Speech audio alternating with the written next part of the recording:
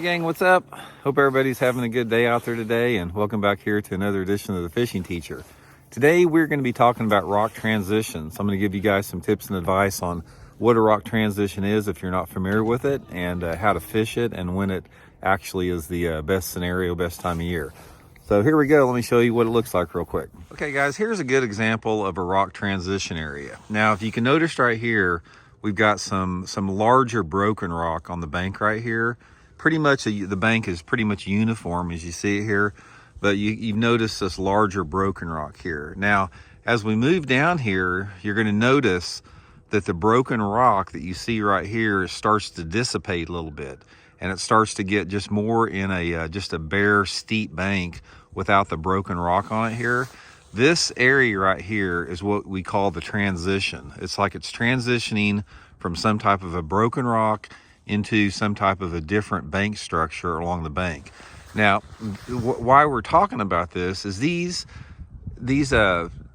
irregular features like this and these transitions are key areas for fish. So what would be the sweet spot is, say, about right there would be the start of it, and it would lead to the transition right here and maybe down another 50 yards. So this 100-yard section of bank right here is going to be a real high percentage because it offers irregular features. Now there's a lot of stuff out there also that you can't see underneath the bottom, but anytime you have a rock transition where you have visible changes, you can pretty much bet that there's something underneath the water here.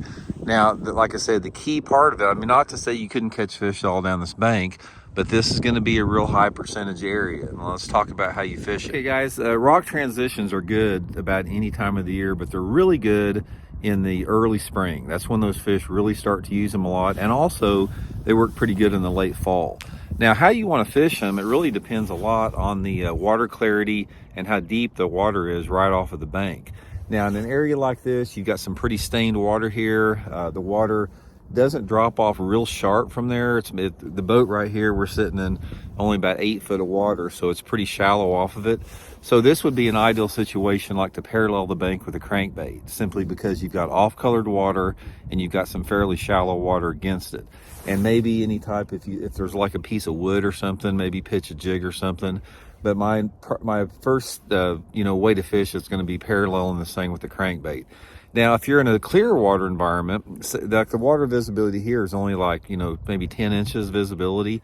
But if you're in a clear water environment, say the water visibility is 5 or 6 feet, the same transition area is going to be good, but you'll have to fish deeper. So in that situation, I would back off and maybe throw a shaky head or a Ned rig or a jig sort of down into that 10 to 15 foot zone, a little bit deeper off of there, because again, those rocks are going to come off deeper.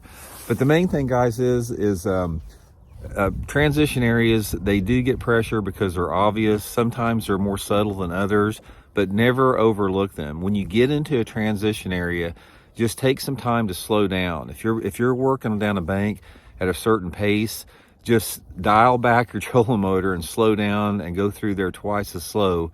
Make lots of casts with different presentations, and there's more than likely you're going to catch one there. So hope it helps out. We'll see you guys.